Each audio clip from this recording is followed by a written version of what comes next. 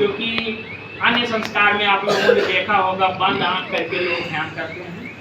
कहा थे मूंदे आंख तक कुछ नहीं, जब मूंद लेना तो कोई देखबे न करे तो कौन सुनता है। और जो इंद्रियां होती हैं, सोचने समझने की शक्ति दिमाग पे होता है, उसको भी ढक देते हैं, बंद कर देते हैं। लेकिन बौद्ध संस्कार में ऐसा नहीं किया जाता है। खुले माइंड, खुले आँख से संस्कार किया जाता है, शांति मुद्रा में। नमो तस्य भगवतो अरहतो सम्मा संबुद्धस्स। नमो तस्से भगवतो अरहतो सम्मा संबुद्धस्से। भगवतो अरहतो सम्मा संबुद्धस्स। नमो तस्से भगवतो अरहतो सम्मा संबुद्धस्से। भगवतो अरहतो सम्मा संबुद्धस्स। नमो तस्से भगवतो अरहतो सम्मा संबुद्धस्से। बुद्धं शरणं गच्छामि। बुद्धं शरणं गच्छामि। धम्मं शरणं गच्छामि। धम्मं शरणं गच्छामि। संघं शरणं गच्छामि। संघं शरणं गच्छामि। द्वितीयाम्पि बुद्धं शरणं गच्छामि।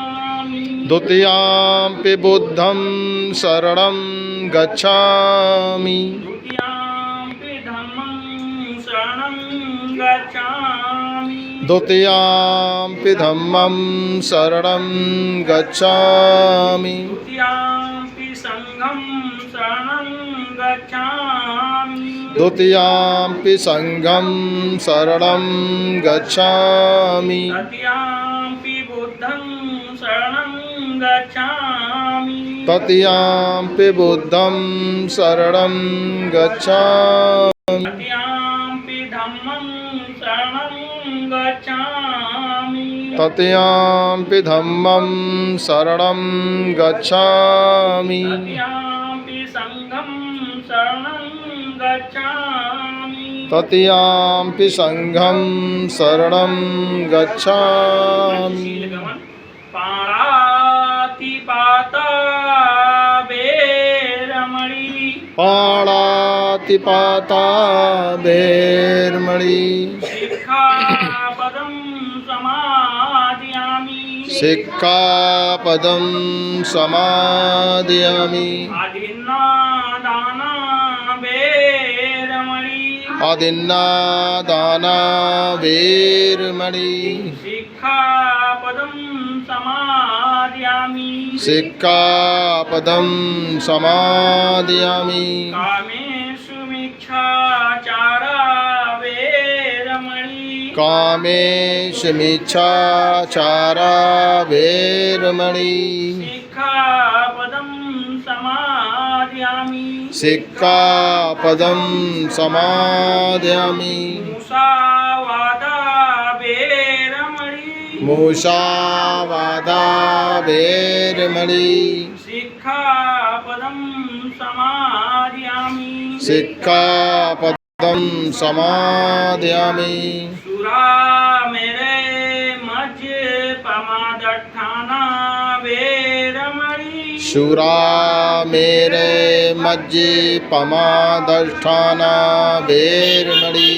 शिक्षापदं समादयामि। शिक्षापदं समादयामि। बुद्धं नमः। बुद्धं नमामि। धम्मं नमः। धम्मं नमामि। संघं नमः।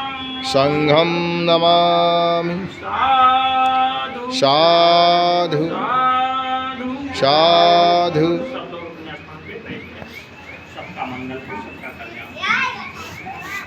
ये हम लोग अभी जो तीसरा पंचशील बुद्ध वंदना ग्रहण किए हैं, ये पाली भाषा में। और कोई चीज जब तक हम लोग अपने भाषा में नहीं जान पाते हैं तब तक उसका कोई अर्थ मान्य नहीं रहता। जैसे आप लोगों ने तमाम कथा सुने होंगे, सत्यनारायण व्रत कथा, लेकिन उसमें पंडित जी जो संस्कार कराने आते हैं वो किस में बोलते हैं? संस्कृत भाषा में। तो संस्कृत भाषा हम लोग नहीं जान पाते हैं, इसलिए उसका अर्थ कोई पता हमको नहीं लगता है। क्या पता लगता है? जब वो अध्याय पूरा करते हैं, जब वो शंख बजाते हैं, तब सब लोग ऐसे कहेंगे। उसके अलावा पंडित का कहीं कोई कुछ नहीं जान पाएंगे, क्योंकि वो संस्कृत भाषा में था। उसके अलावा क्या हम जान पाते हैं कि वो कहा था 10 रुपये यहाँ चढ़ाओ, 51 रुपये यहाँ चढ़ाओ, 101 यहाँ चढ़ाओ, उसको हिंदी में बोलते हैं। बाकी तो सारा संस्कृत में बोलते हैं, लेकिन रुपया चढ़ाने की बात वो जानते हैं कि संस्कृत नहीं पढ़े हैं, तो संस्कृत में नहीं कहा था, तो उनका हिंदी में कहा था कि यहाँ जरा चढ़ाओ, आराम से हम लोग चढ़ाए। उसी तरह से ये पाली भाषा है। तो पाली भाषा बहुत प्राचीन भाषा थी। पाली भाषा प्राक भाषा कहा गया है। प्राक माने होता प्रकृति, नेचुरल। जब से धरातल, पेड़ पौधे, अग्नि जल सूर्य चंद्रमा पृथ्वी आए, तब का ही मानव विकास जब से शुरू हुआ तब का ही भाषा है पाली भाषा। तो इसलिए हम लोगों को अपने भाषा में जब तक जो भाषा जान रहे हैं उसमें न जान पाएंगे तब तक हमने क्या कहा तो समझ में नहीं आएगा। तो सबसे पहले हम लोगों ने शांत रहो सब लोग, जो किया है वो धम्मदीप जला करके। धम्मदीप क्यों जलाया गया है? दीपक किसी भी संस्कार में जलाया जाता है, लेकिन अंतर दीपक जलाने में है। अन्य संस्कार में जो दीपक जलाया जाता है वो तेल से या घी से जलाया जाता है, लेकिन हमारे यहाँ किससे जलाया गया? मोमबत्ती से। क्योंकि बुद्ध माने एक ज्ञान होता है। ज्ञान अज्ञान दो शब्द है, बोध अबोध दो शब्द है। बोध माने ज्ञानी, अबोध माने अज्ञानी। तो अज्ञानता बस हम लोग क्या जलाते थे? घी और तेल। घी और तेल हमारे क्या है? खाने की चीज है, न कि जलाने की चीज। और मोमबत्ती किस लिए बनाया गया है? विज्ञान ने सोचा कि खाद्य पदार्थ है, पर्याप्त मात्रा में लोग जला रहे हैं, एक दिन जिस तरह से बढ़ती जनसंख्या है, मानव के लिए एक खाद्य पदार्थ की कमी हो जाएगी और लोग परेशान हो जाएंगे। तो उसने क्या किया? मोमबत्ती का आविष्कार।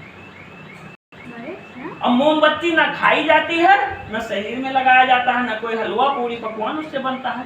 तो उसको किस लिए बनाया गया? जलाने के लिए, क्योंकि हमें उजाले की जरूरत है। लेकिन संस्कार में जो उजाला जलाया जाता है वो केवल उजाले के लिए नहीं जलाया जाता है, क्योंकि दिन में भी संस्कार होता है, तब भी मोमबत्तियां जलाया जाता है या दीपक जलाया जाता है। रात में हुआ तो मान लिया जाए कि उजाला के लिए है, लेकिन जो दीपक जलाया जाता है वो अज्ञानता रूपी अंधकार जो हमारे मन और मस्तिष्क के अंदर अज्ञानता रूपी अंधकार है, उसको ज्ञान में बदलने के लिए, प्रकाश रूपी ज्ञान में बदलने के लिए हम लोग दीपक जलाने का कार्य करते हैं। दूसरी चीज, मोमबत्ती में धागा पड़ा होता है, वो धागा जल रहा है, उसका कोई फायदा है? वो तो नष्ट हो रहा है, जल रहा है, लेकिन वो जल करके हमें आपको प्रकाश देने का कार्य कर रहा है। इसलिए संस्कार के माध्यम से हमें एक सीख मिलता है कि जिस तरह से मोमबत्ती में पड़ा धागा खुद जल करके हमें प्रकाश देने का कार्य करता है, उसी तरह से हम अपने शरीर को कष्ट दे करके लोगों के काम आवे, लोगों को प्रकाश, लोगों को ज्ञान देने का कार्य करें। दूसरी चीज, दीपक जब जलाते हैं, अन्य संस्कार किया जाता है, वहां आम का पत्ता लगाया जाता है, लेकिन यहाँ पीपल का पत्ता लगाया जाता है। लोगों ने जब नया नया संस्कार हम लोगों ने शुरू कराया, तब लोगों ने बड़ा इस पे रोक टोक लगाया कि दादा ये बरम पहले लाई बैठाई देता है, क्योंकि पीपल का पेड़ एक ऐसा पेड़ है जो 24 घंटा हमें आपको ऑक्सीजन देने का कार्य करता है। वही ऑक्सीजन जब हम हॉस्पिटल में भर्ती होते हैं तब 1000 और 1200 रुपए घंटा दे करके आते हैं, वो ऑक्सीजन हमें निःशुल्क 24 घंटा देने का कार्य पीपल का पेड़ करता है। जिस चित्र को हम लोग देख रहे हैं, सिद्धार्थ जब ये ज्ञान के प्राप्ति के लिए निकले दर दर तमाम जंगलों में, तमाम पेड़ों के नीचे, तमाम पहाड़ों के ऊपर, तमाम संतों महात्मा के पास गए, लेकिन जिस ज्ञान के लिए वो गए थे उन्हें ज्ञान कोई नहीं दे पाया। उन्हें ज्ञान की प्राप्ति हुई पीपल के पेड़ के नीचे। तभी से पीपल का पेड़ बोध वृक्ष के नाम से जाना जाता है, अर्थात एक ज्ञान का पेड़ कहा गया है। और जब वो ज्ञान का पेड़ के रूप में जाना गया तभी से उसका पूजा करना शुरू कर दिया गया। लेकिन कुछ विखंडनकारी, कुछ निजी स्वार्थी लोग ब्रह्म के नाम का भ्रम देकर के हमारे समाज को उनसे दूरी बनवा दिया। इस पीपल के पेड़ के नीचे आप जाओगे तो आप नीच हो, अछूत हो, आप पवित्र हो, आपको ब्रह्म बाबा अहित कह देते हैं, तुम्हें मार देते हैं, तुम्हें नुकसान कहते हैं। इसी डर से हमारा समाज पीपल से दूरी बना लिया। क्यों? क्योंकि पीपल के पेड़ के नीचे हमें 24 घंटा ऑक्सीजन मिलता है।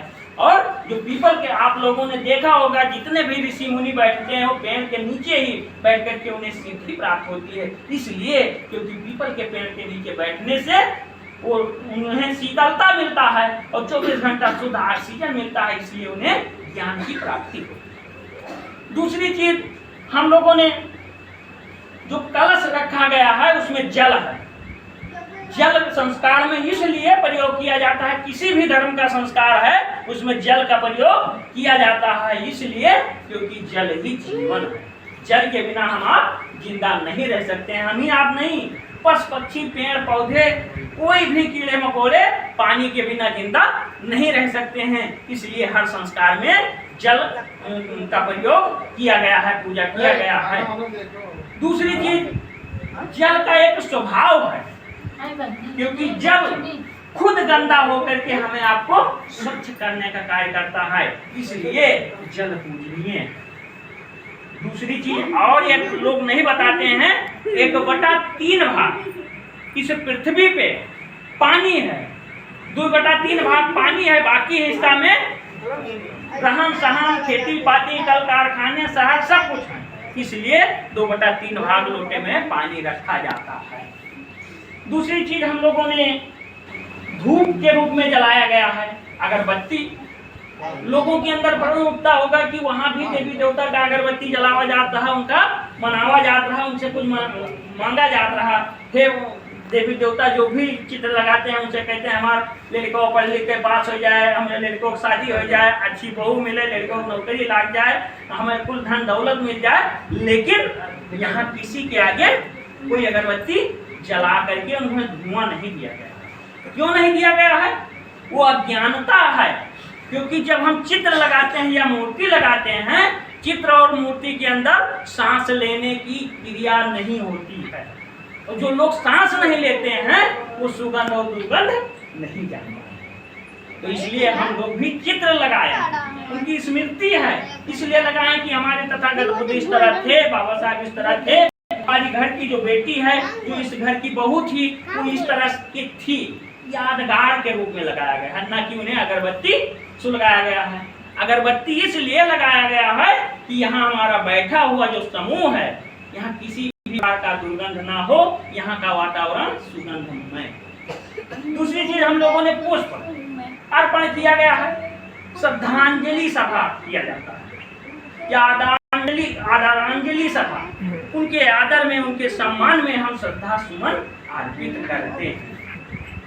कुछ लोग श्रद्धा सुमन कौन में अर्पित करें हैं? वही आवे वाला समय है 15 दिन जो पितृ पक्ष है उसमें अर्पित करेंगे। क्या अर्पित करेंगे? जोन जोन उनके पसंद का खाना रहा, जोन जोन उनके खाते पीते थे वो खाना बनवा करके और बड़वा कुंड सुलगाए के आग में डाल दें, कह लियो नाना लियो, पप्पा लियो, अम्मा लियो, नानी लियो, पतोहू जो कुछ है सबको वहीं से खिलाएंगे। अब क्या पतोहू को हमने जला दिया है या दफना दिया या परवाह कर दिया है, वो खाने आएंगे। इसलिए बौद्ध संस्कार में ये प्रथा नहीं होता, केवल श्रद्धांजलि अर्पित किया जाता है। उन्हें श्रद्धा से मानने की जरूरत है, उनके आचार विचार, उनके संस्कार, उनके अधूरे सपना को पूरा करने की बात बताई जाती है।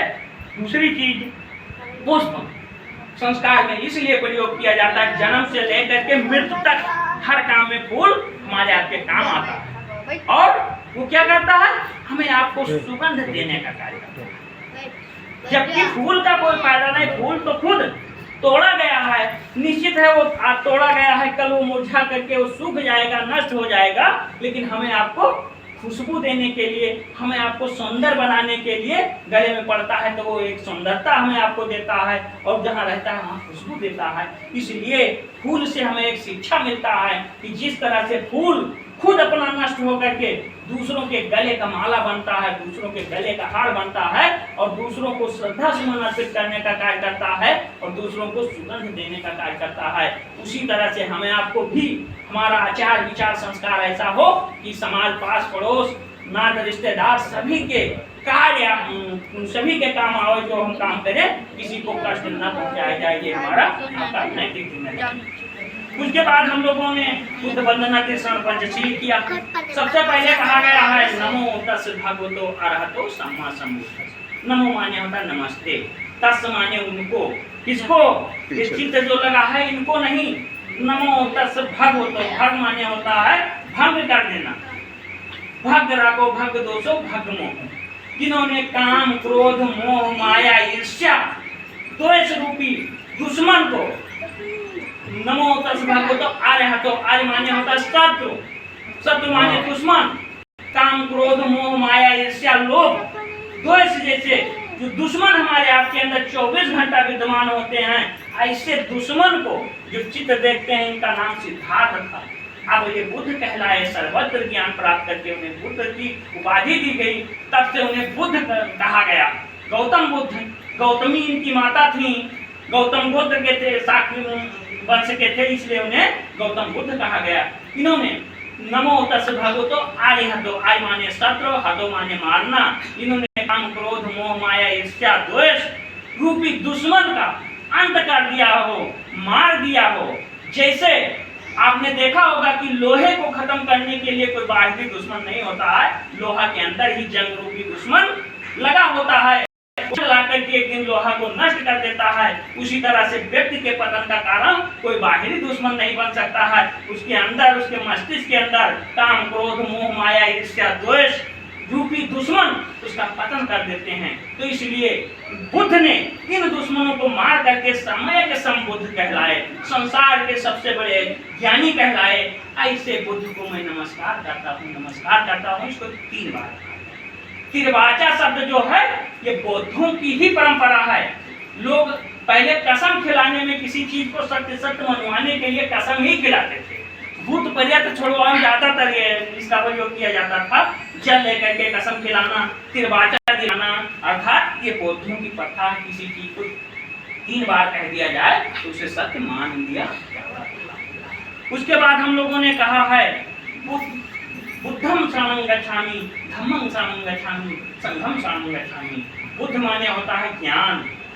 हम ज्ञान के शरण में जाने से हमारा कल्याण होगा, अज्ञान के शरण में जाने से कल्याण नहीं होगा। अभी सावन का महीना चल रहा था, आप लोगों ने देखा होगा कि तमाम लोग अपने कल्याण के लिए, अभी यही मोतीगंज थाना के तमाम लोगों ने बोलोरो पे भर करके वहाँ दुख पृथ्वीनाथ मंदिर जा रहे थे अपने दुख के निवारण के लिए, लेकिन दुख निवारण नहीं हुआ, दुख का कारण बन गया। वो नहर में बिलोरो चला गया और एक घर के 9 लोग मरे थे, 12 लोग उसमें मरे थे, जिसमें एक घर के 9 लोग मरे थे। वो कहीं किसी का रक्षा नहीं कर पाए। इसलिए बुद्ध ने कहा बुद्धं शरणं गच्छामि, अपने ज्ञान के शरण में जाओ। अपने ज्ञान से कोई भी कार्य करोगे वो आपको सुखदायी होगा, और दूसरे के अज्ञान, अपने ज्ञान का प्रयोग न करके दूसरों की नकल करके दूसरे के शरण में जाने से आपका कल्याण होने वाला नहीं। उसके बाद बुद्ध ने कहा है धम्मं शरणं गच्छामि। धम्म माने होता है मार्ग। कौन सा मार्ग? प्रकृति का मार्ग, विज्ञान का मार्ग, संविधान का मार्ग। प्रकृति का मार्ग क्या है? धम्म माने होता है मार्ग, वो भी समता का मार्ग। बुद्ध ने बताया जब समता के मार्ग पे चलोगे तब आपका कल्याण होगा। जैसे प्रकृति का जो मार्ग है, प्रकृति किसी को भेदभाव नहीं करती है। प्रकृति, बारिश का इस समय सीजन है तो ये नहीं देखता कि हम किसी ब्राह्मण के खेत में पहले बरसें, फिर क्षत्रिय के खेत में बरसें, फिर वैश्य के खेत में बरसें, फिर शूद्रों के खेत में बरसें, बचे दो अन्य धर्म के लोग हैं उनका कठिन बरसाई। ऐसा नहीं होता है। प्रकृति सबके लिए समान व्यवस्था करती है। ना कोई उसके निगाह में ब्राह्मण है, ना कोई क्षत्रिय है, ना कोई शूद्र है, ना कोई वैश्य है, ना कोई हिंदू है, ना कोई मुस्लिम है, ना कोई सिख है, ना कोई जैन है, ना कोई फारसी है। वो सबके निगाह में मानव है, वो सबके लिए समानता लागू होता है। हवा चलती है सबके लिए एक समान, धूप निकलता है सबके लिए एक समान, रात होती है सबके लिए एक समान, तूफान आता है सबके लिए एक समान। इसलिए बुद्ध ने कहा है समता के मार्ग को। वही समता का मार्ग क्या है? बाबा साहब डॉक्टर, हमारे आपके पूर्वज बाबा साहब परम पूज्य बाबा साहब डॉक्टर भीमराव अंबेडकर ने समता की जो बात आई है, संविधान उन्होंने लिखा, सम माने बराबर, विधान माने नेम, बराबर का कानून उन्होंने लिखा। तो उन्होंने 302 का धारा दिया। तो ये नहीं कहा कि हमारे बच्चे जो हैं कोई हमारे पास ये आज ये 3 से जुड़ के इन्हें जेल ना हो जाए। चाहे सवर्ण का बच्चा हत्या करेगा तो उसे भी जेल होगा, चाहे मुस्लिम का, चाहे सिख, चाहे ईसाई, चाहे फारसी, सबको एक समान धारा लागू। जितनी धाराएं संविधान में है वो सबके ऊपर समान लागू होता है। और इसलिए बुद्ध ने कहा है कि जब तक समता के मार्ग पे आप नहीं चलेंगे, प्रकृति के मार्ग पर नहीं चलेंगे, विज्ञान के मार्ग पर नहीं चलेंगे, तब तक कल्याण होने वाला नहीं है। जैसे विज्ञान ने जिन जिन चीजों का आविष्कार किया, पंखा चल रहा है, विज्ञान ये किसी के भेदभाव किया कि ये सवर्णों के यहाँ जाएगा, शूद्रों के घर हम नहीं जाएंगे। मोबाइल किसी के साथ भेदभाव कर रही है, हवाई जहाज भेदभाव कर रही है, मोटरसाइकिल बस कार भेदभाव कर रहा है, ट्रेन कर रहा है, कोई भेदभाव नहीं कर रहा है। इसलिए बुद्ध ने कहा है कि हमें समता की मार्ग चाहिए। ऐसे रास्ते पे चलने से खुद का कल्याण होगा और लोगों का। जैसे ऊंची नीची जमीन कभी अच्छी फसल नहीं दे सकती है और टूटी फूटी सड़क कभी अच्छी गति नहीं दे सकता है, उसी तरह से ऊंचा नीचा समाज कभी ना खुद का विकास कर सकता है, ना समाज का विकास कर सकता है, ना राष्ट्र का विकास कर सकता है, जब तक वो समता लागू नहीं करेगी। उसके बाद तीसरा शरण जो बुद्ध ने बताया वो धम्म संगम संघ। संघ माने होता समूह। यहाँ बैठा हुआ जो हमारा एक संघ है, ये समूह है। और संघे शक्ति, जहाँ संघ है वहाँ शक्ति है, ताकत है। इसे 1 से 2 हो गया तो हम ताकतवर हो गए। कहीं अकेला लोग कहा था ना निकलो, 1 से 2 जब रहेंगे तो कहीं ना कहीं हमें सहारा मिलेगा। उसी तरह से बुद्ध ने कहा कि संघ बना करके रहो, संगठित होकर के रहो। हमें आपको विभाजित होकर के हम विकास नहीं कर सकते हैं, एकता बना करके विकास कर सकते हैं। तभी हम ताकतवर होंगे। 4 भाई हम और चारों भाई आपस में संगठन न बनाए रख पाए तो पड़ोसी एक भाई का प्रताड़ित करी, उनके धन धरती संपत्ति छीने कार्य करी, उन्हें दुखी करी। लेकिन जब चारों भाई हम एक होकर के रहेंगे तो कोई बाल बांका नहीं कर सकता। हमें आपको सीख के लिए मधुमक्खी से सीखना चाहिए कि एक छत्ता में हजारों मधुमक्खियां होती हैं और वो कोई एक कंकड़ी जो फेंक देता है तो एक साथ टूट पड़ती हैं और उस को मार करके बहुत छोटी प्रजाति होती है, डंक मार करके बड़े से बड़े जानवर, बड़े से बड़े व्यक्ति को लहूलुहान कर देते हैं। ये शक्ति होती है और सीखना है। पहलू हमारा कब होगा, हमारी कीमत कब होगी, जब हम संगठित रहेंगे। जिसे आप लोगों ने देखा होगा कि अंगूर जब गुच्छे में होता है, एक साथ होता है, तो उसका भाव ज्यादा होता है। वही जब गुच्छा से टूट जाता है तब उसका वैल्यू कम हो जाता है, अर्थात भाव कम हो जाता है। उसी तरह से व्यक्त होता है। केला जब दर्जन में होता है तब भाव ज्यादा होता है और ज्यादा पक जाता है, ज्यादा मिठास आता है, लेकिन दर्जन से टूट जाता है तो उसका वैल्यू कम होता है। उसी तरह से हमारा आपका संबंध होना चाहिए। वो भी कैसा हमारा संग होना चाहिए, दूध और पानी के तरह। यानी सुख दुख में जिसकी हम दोस्ती करें, मित्रता करें, उसके सुख और दुख में दोनों बराबर हम काम आवे। आपने देखा होगा कि दूध और पानी की दोस्ती, अगर 5 लीटर दूध में 2 लीटर पानी, 1 लीटर पानी मिला दिया जाए तो दूध एक अपने दोस्त पानी को अपने भाव में बेचने का कार्य करता है। ये नहीं होता है कि दूध 5 लीटर 50 रुपए में जाए तो पानी 1 लीटर पड़ा है वो 20 रुपए में जाए, वो भी 50 रुपए में जाए। ये संगठन का पहलू होता है। और वही जब दूध का संकट आता है तो पानी भी वो कार्य अदा करता है। जब दूध को उबाला जाता है तब पानी क्या करता है, तब पानी नीचे होता है, पानी जलता है। पानी जलने का कार्य जब करता है, पानी कहता है कि जब तक मैं आपके अंदर रहूंगा तब तक तुम्हारे ऊपर आँच आने दूंगा। क्योंकि पानी जलने के बाद ही दूध जलता है। तब दूध कहता है के लिए आप जल रहे हो। तब जब तेज आग होती है, पानी को ज्यादा मात्रा में जब जलाने का कार्य करता है, तब दूध उबाल बना करके उस आग को बुझाने लगता है। ये दूध और पानी की ताकत है। इसी तरह से जब हम लोग संगठित होकर के रहेंगे, तब मजम रहेंगे, सुखी जीवन जिएंगे। उसके बाद तथागत बुद्ध ने 5 सील दिया है। वो 5 सील है। पहला सील है पाणाति पाता बेरमली शिक्षा पदम समाज। पाणात माने प्राणी, पाता माने मारना। अकारण हम किसी प्राणी की हिंसा न करने की शिक्षा ग्रहण करते हैं। शिक्षा पदम समाजामी। शिक्षा माने होता है सिर, पदम माने पैर। मैं सिर से लेकर के पैर तक कसम खाता हूँ कि कारण किसी प्राणी की हिंसा नहीं करूंगा। लेकिन कुछ अहिंसक वही 1 महीना पहले सोमवार व्रत जब से शुरू हुआ है, सावन लाग है, तब से कहीं सावन लाग है, मांस मछली नहीं खाएंगे, भगत हो गए, कहीं हम हत्या नहीं करेंगे। लेकिन जहिया से करीब 30 बीती को वही दिन से चिको दुकानी पर भीड़ ला। 1 महीना केवल तुम्हारे भक्ति से तुम हत्या नहीं करोगे तो उसका जान बच जाएगा। हमेशा शपथ लो कि कभी भी मैं उसकी हत्या नहीं करूंगा। बुद्ध ने कहा है अकारण किसी प्राणी की हत्या नहीं करनी चाहिए। क्यों? क्योंकि इसलिए नहीं करनी चाहिए कि जिस तरह से हम जिंदा रहने के लिए ही तो मांस मछली खाते हैं कि हम जिंदा रहें, स्वस्थ रहें, मस्त रहें। जिस तरह से हम जिंदा रहना चाहते हैं, उसी तरह से सभी जीव जंतु प्राणी जिंदा रहना चाहते हैं। इसलिए हमें हत्या नहीं करनी चाहिए। ये सिर से लेकर के पैर तक कसम खाने का। दूसरा सील बुद्ध ने कहा है पाणाति पाता बेरमली आदिन्ना दाना बेरमली शिक्षा परम समाजानी। आ माने नहीं, दाना माने वस्तु। कोई चीज अगर हमें पसंद आ गया है तो या तो मांग कर लें या उसका दाम दे करके लें, अन्यथा हम चोरी ना करने की शिक्षा ग्रहण करते हैं। और अगर हम चोरी करते हैं तो बाबा साहब परम पूज्य बाबा साहब डॉक्टर भीमराव अंबेडकर ने संविधान में इसका धारा लिखा है, जो चोरी करता हुआ पकड़ा गया उसके ऊपर जब FIR लिखा जाएगा तो वो जेल जाएगा और जेल जाएगा। बड़ी चोरी है, अगर छोटी चोरी में पकड़ा गया तो जिस व्यक्ति का हम चोरी कर रहे हैं सामने आ गया तो उसके सामने हम मरे के समान हो जाते हैं। और महीना 2 महीनों के सामने हम पढ़ते नहीं, हमारे शर्म के इतना यानी जीते जी मरे के समान हम हो जाते हैं। इसलिए बुद्ध ने कहा है कि चोरी ना करने की शिक्षा ग्रहण कीजिए। सिर से लेकर के पैर तक कसम खाइए अगर सुखी जीवन जीना है तो। तीसरा चीज उन्होंने बताया है कामेश मिच्छाचारा बेरमली शिक्षा पदम समाजामी। कामेश माने होता है काम वासना, व्यभिचार, मिथ्याचार।